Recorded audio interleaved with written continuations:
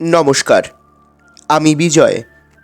আপনারা শুনছেন ঝরাপাতা YouTube channel. ঝরাপাতার নতুন একটি পর্বে আপনাকে স্বাগত। বাংলা সাহিত্যের রহস্য, রোমাঞ্চ এবং কিছু মজার গল্পে ভরা আমাদের এই বিশেষ নিবেদন শুধুমাত্র আপনার জন্য।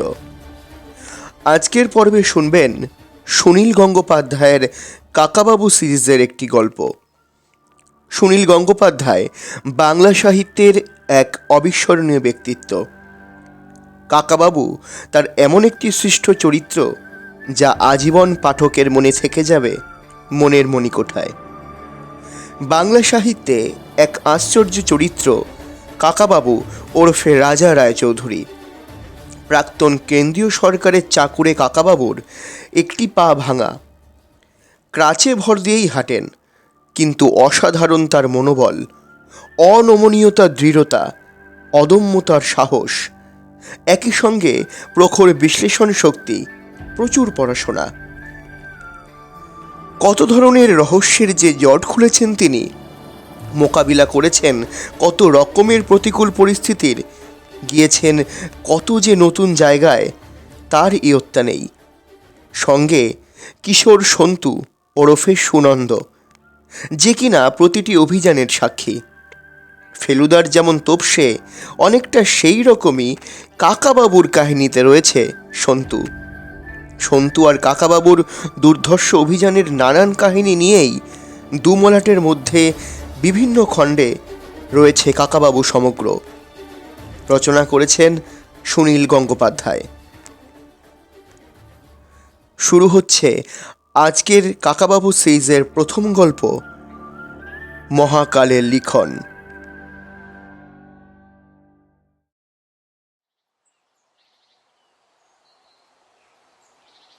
সকালবেলা ব্রেকফাস্ট টেবিলে কাকাবাবু হঠাৎ বলে উঠলেন, এগুলো কিসের ডিম?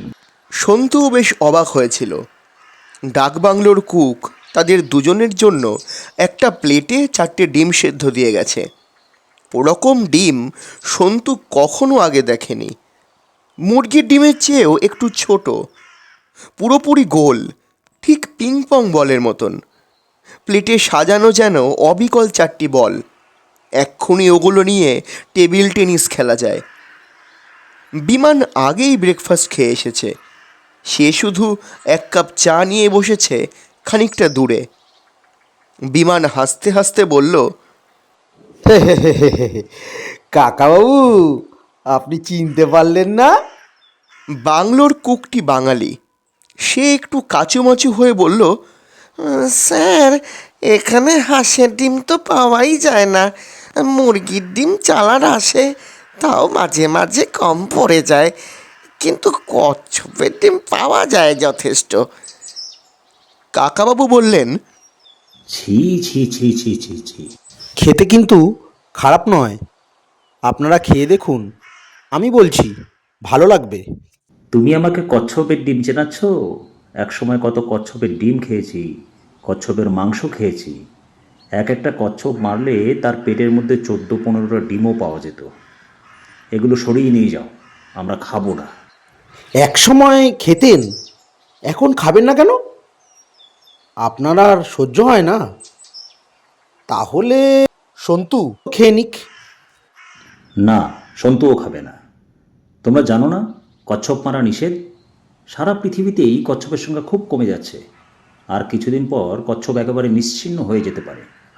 শুধু শুধু এইভাবে কচ্ছপের ডিম নষ্ট করার কোনো মানে হয়? তা অবশ্য ঠিক, কিন্তু এগুলো তো সেদ্ধ হয়ে গেছে, এগুলো খেয়ে নিন। এগুলো থেকে তো আর বাচ্চা বেরোবে না। তবুও খাওয়া উচিত নয়। তুমি যদি ভাবো এই ডিমগুলো তো আমি নিয়ে আসিনি, আমি সেদ্ধও করিনি, সুতরাং আমার খেতে দোষ কী? তাহলে অন্য লোক আরও বেশি করে এই ডিম ধরবে, বাজারে এনে বিক্রি করবে। সেই জন্য একদম খাওয়া বন্ধ করে দিতে হবে। ডিম নিয়ে যাও, আমরা শুধু টোস্ট আর চা খাবো। বাংলোর কুকটি বললেন, আপনি বললেন স্যার কচ্ছপ কমে যাচ্ছে, এদিকে কিন্তু অনেক কচ্ছপ পাওয়া যায়। ওরা সমুদ্রে থাকে, কিন্তু ডিম পাড়বার সময় উঠে আসে ওপরে।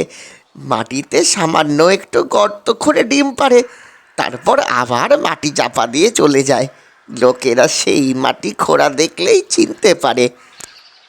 লোকেরা অমনি সেই ডিমগুলো চুরি করে আনে, তাই তো? এখন যতই কচ্ছপ থাক, এইভাবে ডিম নষ্ট হলে একদিন কচ্ছপের বংশ ধ্বংস হয়ে যাবে না? পৃথিবীর কত প্রাণী এইভাবে শেষ হয়ে যাচ্ছে। কচ্ছপ মারাও যে খুব সোজা, একবার ধরে উল্টে দিতে পারলেই হলো।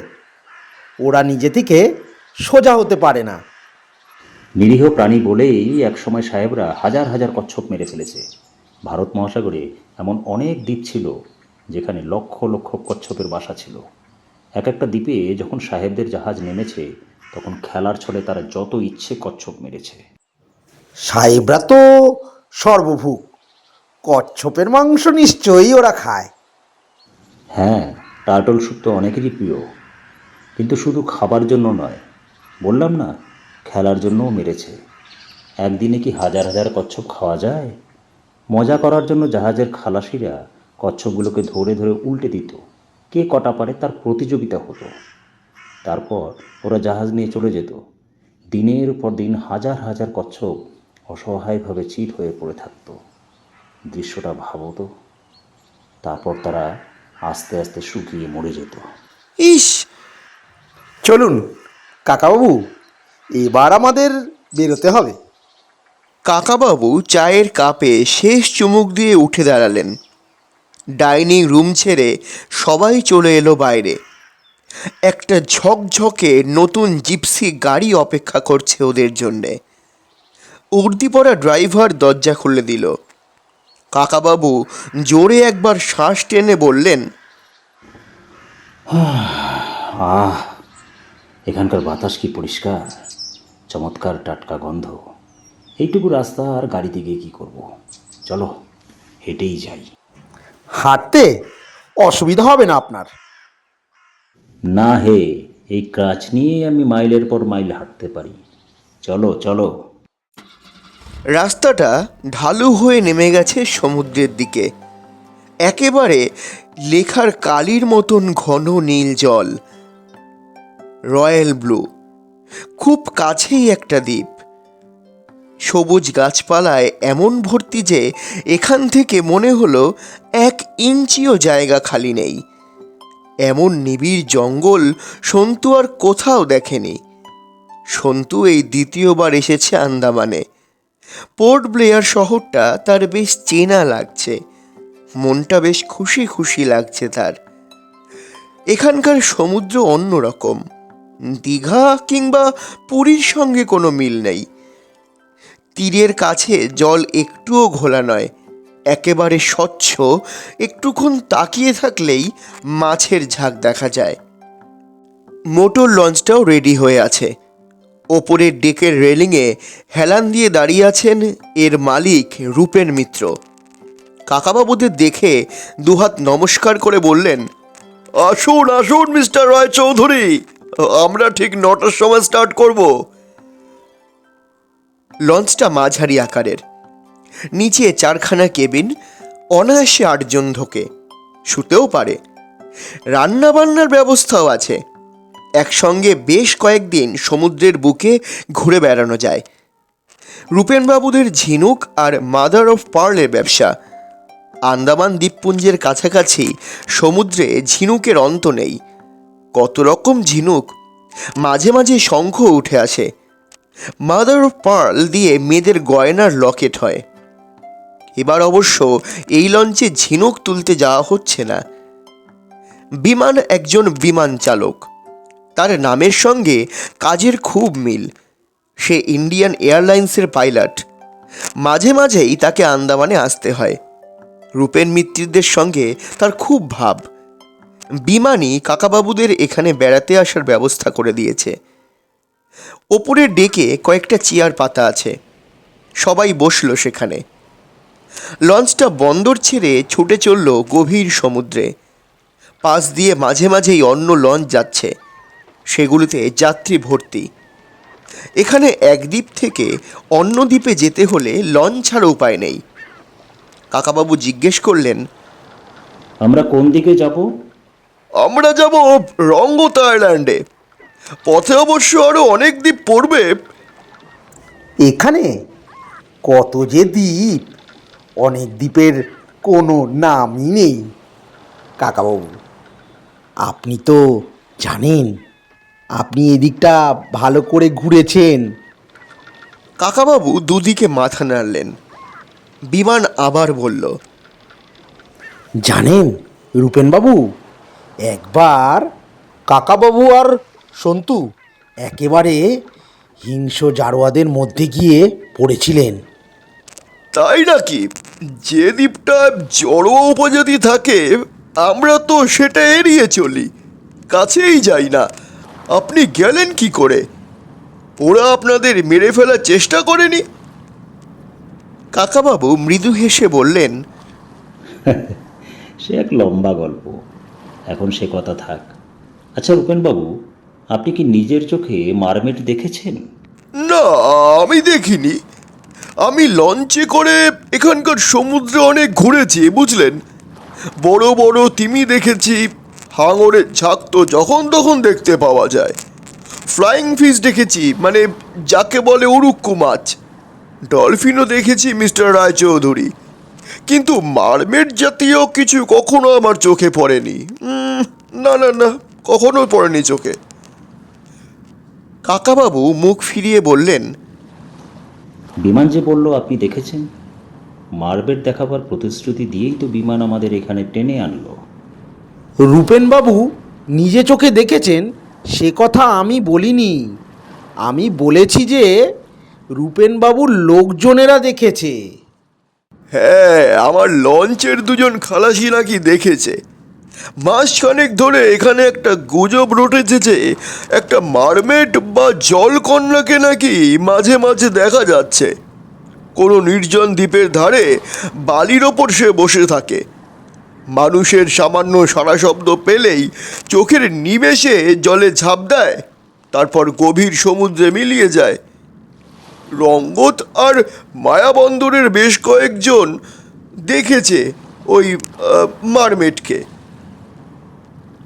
কাকাবাবু জিজ্ঞেস করলেন, আপনি এটা বিশ্বাস করেন? আমার বিশ্বাস অবিশ্বাসের কিছু নেই, নিজের চোখে তো কখনো দেখিনি। যারা দেখেছে তারা মারমেডটিকে কেমন দেখতে বলেছে? ওপরের দিকটা একটা সুন্দরী মেয়ে, লম্বা চুল, ফর্সা রং, টানা টানা চোখ। তার তলার দিকটা মাছের মতন, দুটো পা নেই, তার বদলে লেজ যেমন হয়।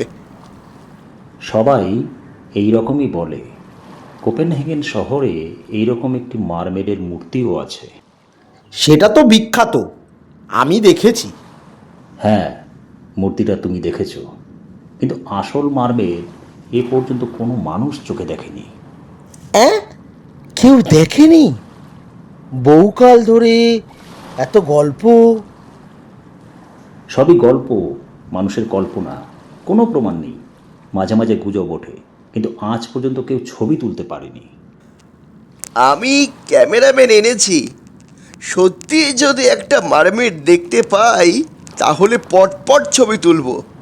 তাহলে সেটা একটা বিরাট আবিষ্কার হবে, তাই না কাকাবাবু? তা হবে, কিন্তু বেশি আশা করিস না। বেশি আশা করলে বেশি নিরাশা হতে হয়। সমুদ্রে ওরকম কোনো প্রাণী থাকতে পারে না। থাকতে পারে না? এ কথা কি করে বললেন? সমুদ্র এখনো কত রকম রহস্যময় প্রাণী আছে, মানুষ কি সব জানে? রহস্যময় প্রাণী থাকতে পারে, কিন্তু যে প্রাণীর ওপরের দিকটা মানুষের মতন, তার হার্ট আর লাংসও তো মানুষের মতন হবে, সে বেশিক্ষণ জলে ডুবে থাকবে কি করে? তবে অন্য দুটি প্রাণীর সন্ধান পাওয়া গেছে, তাদের দেখে অনেকে মানুষ বলে ভুল করে। সন্তু জিজ্ঞেস করলো, মানুষের মতন প্রাণী? মোটেই মানুষের মতন নয়, একেবারে জলজন্তু। একটির নাম মানাটি আর একটির নাম ডুগং। এরা বিরাট বিরাট প্রাণী, এক একটির ওজন প্রায় 1 টন। তিমি মাছ যেমন জলের ওপর মুখ ভাসিয়ে নিঃশ্বাস নেয়, তেমনি মানাটি আর ডুংরাও প্রায় জলের ওপর মুখখানা ভাসিয়ে থাকে। বহুকাল ধরেই গভীর সমুদ্রে নাবিকরা এদের দেখেছে। এদের মুখের সঙ্গে মানুষের কিছুটা মিল আছে। একটুখানি থেমে অনেকখানি চওড়া হেসে কাকাবাবু আবার বললেন, মেয়েরা তো জাহাজের নাবিক হয় না, নাবিকা সবাই পুরুষ। সেই জন্য মানুষের মুখের সঙ্গে কিছুটা মিল আছে এমন প্রাণী দেখেই নাবিকরা তাকে কোনো মেয়ে বলে মনে করে। সেই থেকেই জলকন্যার কাহিনী চালু হয়েছে। ওই মানাটি আর ডুগংদের দেখতে কেমন? আমি নিজের চোখে দেখিনি, তবে ছবি দেখেছি। কয়েকজন বৈজ্ঞানিক দেখে লিখেছেন যে ওদের মুখ বিচ্ছিরি রাগী বুড়োর মতো, সাধারণ মানুষের মুখের চেয়ে অনেকটা বড়। এদের তলার দিকটা মাছের মতন, কিন্তু এরা মাছ নয়, ম্যামাল, অর্থাৎ স্তন্যপায়ী প্রাণী, শিরদাঁড়া আছে। দূর ছাই। আমি মারমেড দেখার আশা করিনি, তবে একটা মানাটি কিংবা ডুগং যদি দেখতে পাই সেটাই যথেষ্ট। এদিককার সমুদ্রে সাধারণত ওদের দেখা পাওয়া যায় না। আমার খালাসি দুজন কিন্তু জোর দিয়ে বলেছে ওরা একটা মেয়ের মতন প্রাণীকেই দেখেছে। আমাদের আজ ঠিক দেখাবে। ভালো কথা। এরপর কফি এলো। কফি খেতে খেতে ওরা তাকিয়ে রইল সমুদ্রের দিকে। নির্জন সুন্দর সুন্দর দ্বীপের পাশ দিয়ে যাচ্ছে লঞ্চটা। মাঝে মাঝে বড় বড় ঢেউয়ে লাফিয়ে লাফিয়ে উঠছে। জল ছিটকে আসছে ওপরের ডেক পর্যন্ত। কাকাবাবু, সন্তু, বিমান তিনজনই প্যান্ট শার্ট পরা, কিন্তু রূপেনবাবু বনেদি বাঙালিদের মতন পরে আছে কোচানো ধুতি আর ধপধপে সাদা পাঞ্জাবি। একবার জলের ছিটে তার পাঞ্জাবির অনেকটা ভিজে গেল।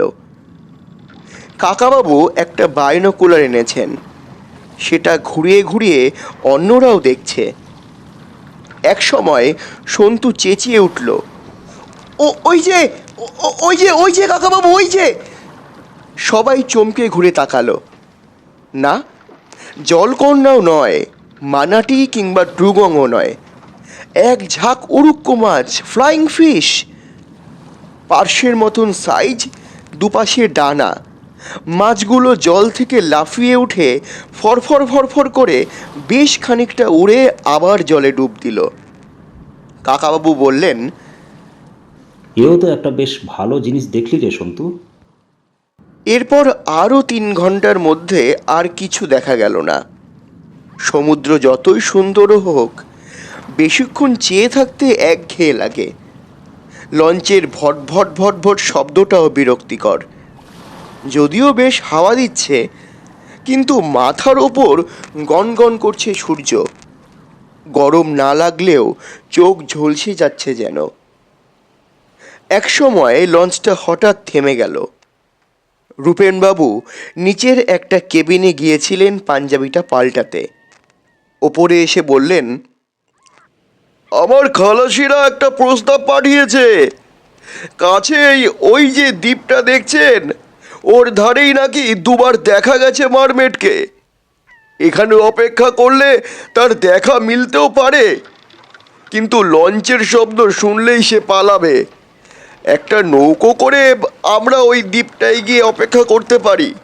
দুপুরের খাবারেরও তো সময় হয়ে এসেছে, ওখানে গিয়েই আমরা খেয়ে নেব, কেমন? চমৎকার আইডিয়া। জলকন্যা কিংবা টি, কোনো জলজন্তু দেখা যাক বা না যাক, নতুন একটা দ্বীপে পিকনিক তো হবে, সেটাই হোক। দ্বীপে আবার জানোয়ার থাকে না তো? না না, দেখছেন না, ছোট্ট দ্বীপ, 4-5টাই তো দেখা যাচ্ছে। আন্দামানের জঙ্গলে বাঘ ভাল্লুক থাকে না, নির্ভয়ে ঘোরা যায়। চলুন চলুন। সন্তু জিজ্ঞেস করলো, এই দ্বীপটার নাম কি? তা তো জানি না, বোধহয় কোনো নাম নেই। এখানকার অনেক দ্বীপ শুধু নম্বর দিয়েই চেনানো হয়। সন্তু বলল, আমি এই দ্বীপটার নাম দিলাম মারমেড আইল্যান্ড। লঞ্চের গায়েই বাঁধা রয়েছে একটা ডিঙি নৌকো, সেটা ভাসানো হলো জলে। মিনিট 10-এর মধ্যেই ওরা পৌঁছে গেল ছোট্ট দ্বীপে। দ্বীপটা একেবারে সুন্দর, আঁকা একটা ছবির মতন। তীরের কাছে মিহি সাদা বালি ছড়ানো, তারপর নানা রঙের নুড়ি পাথর, তারপর গাছপালা। তবে এখানকার জঙ্গল খুব ঘন। বোধহয় কখনো কখনো সমুদ্র ফুলে উঠে পুরো দ্বীপটাই ডুবিয়ে দেয়। ঘাস কিংবা ঝোপঝাড় কিচ্ছু নেই, বড় বড় গাছ আর মাঝে মাঝে ফাঁকা জায়গা। তীর থেকে খানিকটা ভেতরে চলে এসে সন্তু দেখতে পেল একটা গোল মতন পাথরের ঢিবি। জুতো খুলে সন্তু তরতর করে সেটার উপরে উঠে গেল। তারপর আনন্দে চেঁচিয়ে বলল, এই জায়গাটায় সবাই মিলে বসলে খুব ভালো হয়, এখান থেকে সব দিকে সমুদ্র দেখা যাচ্ছে। কাকাবাবু পাথরটার গায়ে হাত দিয়ে বললেন, বেশ পেছল, আমি আর খোরা পা নিয়ে ওপরে উঠব না। বিমানও জুতো খুলে উঠে গেল ওপরে। ঢিবিটা একতলা সমান উঁচু। এখানে খুব বড় গাছ নেই বলে অনেক দূর পর্যন্ত দেখা যায়। বিমান বলল, বাহ, এরকম জায়গায় একটা বাড়ি বানাতে পারলে গ্র্যান্ড হতো। বেশ নিজস্ব একটা দ্বীপ, তাতে একটাই বাড়ি থাকবে। আমি সমুদ্রের ধার দিয়ে দ্বীপের চারপাশটা একবার ঘুরে আসি। কাকাবাবু আড়ালে চলে যেতেই বিমান একটা সিগারেট ধরালো। কাকাবাবুর সামনে সে সিগারেট খায় না কক্ষনো। ছোট্ট নৌকোটা লঞ্চের দিকে ফিরে যাচ্ছে খাবার দাবার আনতে। লঞ্চটা স্টার্ট বন্ধ করে দিয়েছে, এখন ভাসতে ভাসতে এদিকেই যেন সরে আসছে। সন্তু আর বিমান গল্প করছে। হঠাৎ চমকে উঠল দুজনেই। পাথরটা একবার কেঁপে উঠল না? মাটি কাঁপছে। ওরা পরস্পরের চোখের দিকে তাকিয়ে আছে। কোনো কথা বলবার আগেই আবার পাথরটা কেঁপে উঠল বেশ জোরে। এবারে বিমান চিৎকার করে উঠল, ভূমিকম্প, ভূমিকম্প! সন্তুও সরাত করে পাথরটা থেকে গড়িয়ে নেমে চেঁচিয়ে বলল, কাকাবাবু সাবধান, ভূমিকম্প হচ্ছে। সন্তুর ধারণা হলো ভূমিকম্পে দ্বীপটার মাঝখানটা ফেটে দুভাগ হয়ে যাবে, তারপর সব শুদ্ধ ডুবে যাবে সমুদ্রে। কাকাবাবু জলের ধারে গিয়ে দাঁড়িয়েছিলেন। পিছিয়ে এলেন খানিকটা।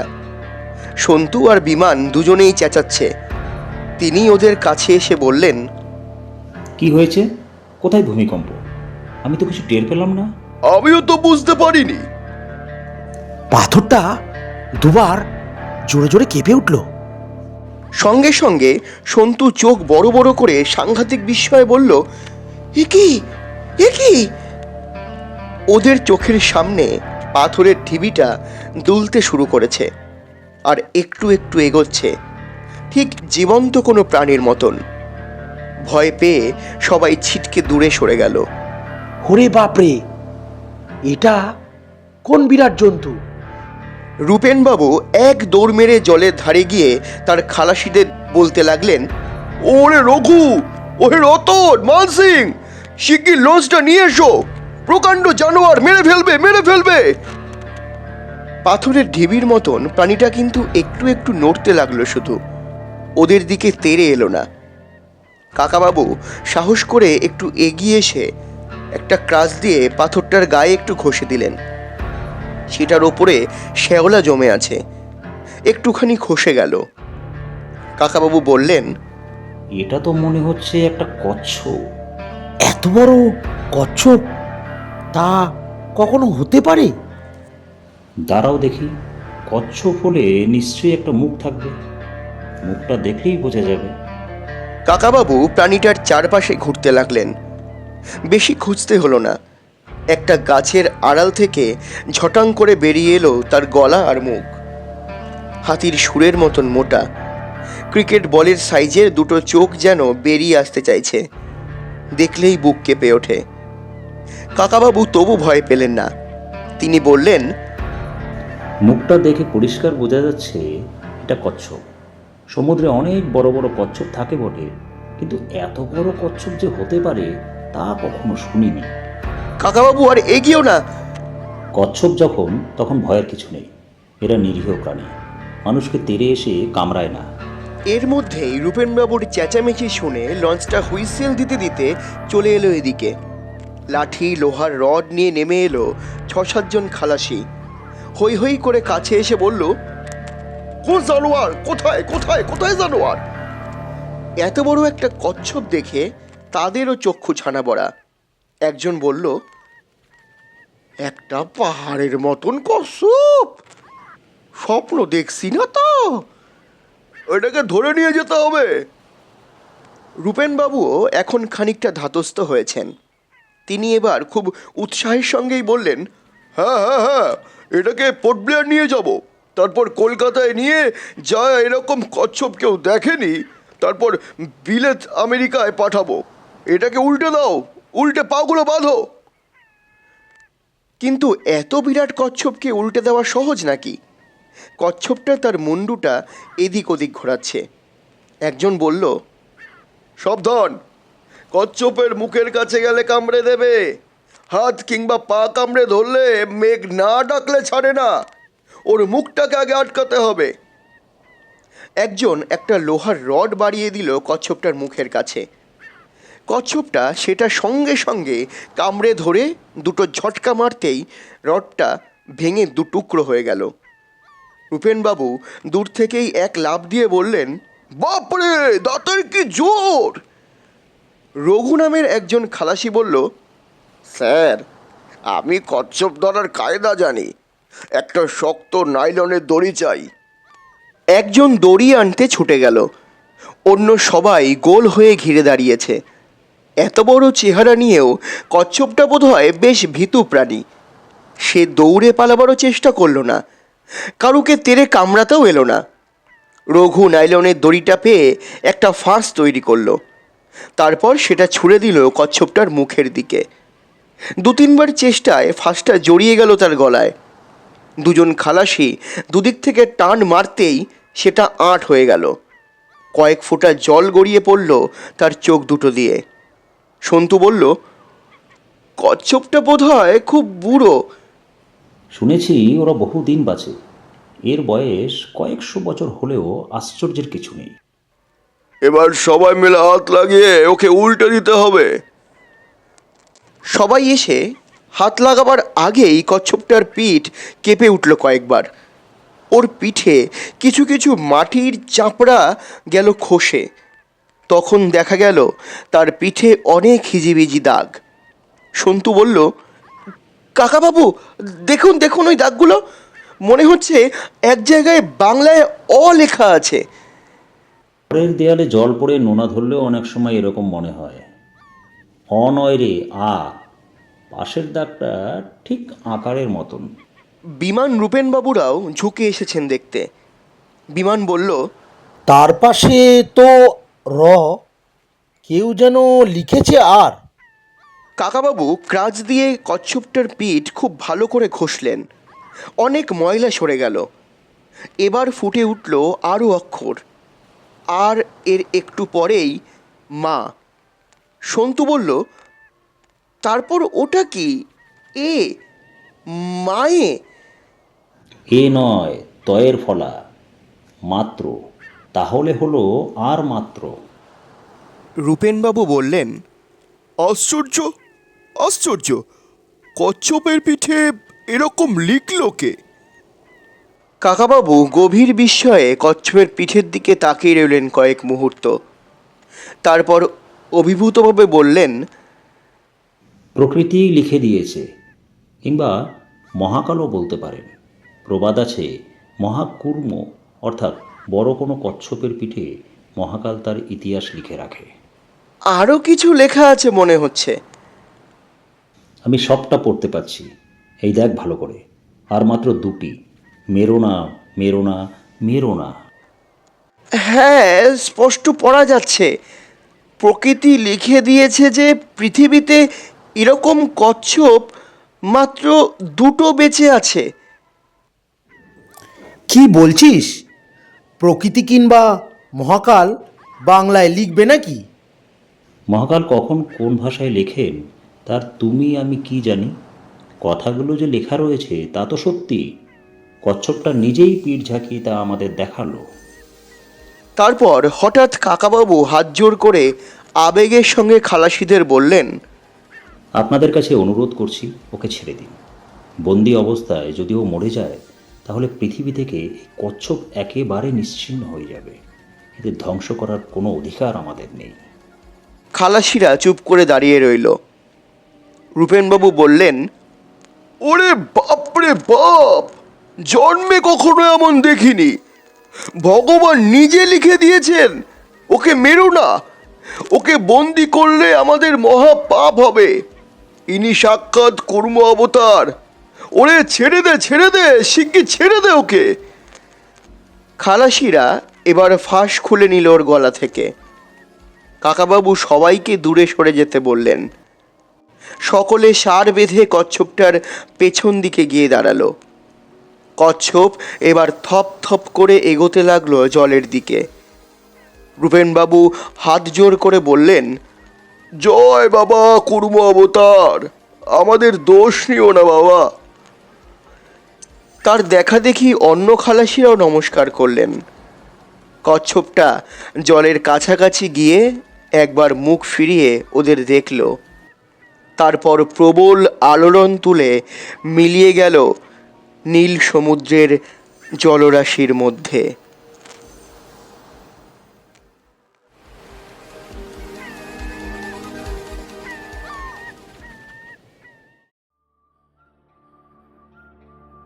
শুনছিলেন কাকাবাবু সিরিজের প্রথম গল্প মহাকালের লিখন। রচনা সুনীল গঙ্গোপাধ্যায়। গল্প পাঠে সন্তু, বাংলোর কুক রঘু এবং রূপেনবাবুর ভূমিকায় আমি বিজয়। কাকাবাবু সুখেন্দু দেবনাথ, বিমান দেবব্রত মজুমদার, গল্পের সূত্রধর তিথি চক্রবর্তী, প্রযোজনা সাহাস ক্রিয়েশন, সমগ্র পরিকল্পনা এবং পরিচালনা স্টাডি একাডেমি, আবহ তরঙ্গ এবং প্রচার অলঙ্করণ চারুলিপি। দেখা হচ্ছে আগামী সপ্তাহে নতুন আরেকটি গল্প নিয়ে, ঠিক ঝরাপাতা ইউটিউব চ্যানেলে। এবং যারা এখনও সাবস্ক্রাইব করেননি, আমাদের চ্যানেলটি সাবস্ক্রাইব করুন সবার আগে নোটিফিকেশান পেতে। আপনারা যারা আমাদের গল্প শুনছেন, তাদের কাছে অনুরোধ, আপনারা সাবস্ক্রাইব করে আমাদের নির্দিষ্ট লক্ষ্যে পৌঁছানোর জন্য একটা সুন্দর পথ তৈরি করে দিন। দেখা হচ্ছে আগামী সপ্তাহে। ততক্ষণ শুনতে থাকুন, পাশে থাকুন ঝরাপাতা ইউটিউব চ্যানেলের। ঝরাপাতা, কবিতার এবং গল্পের কথা বিজয়ের সঙ্গে।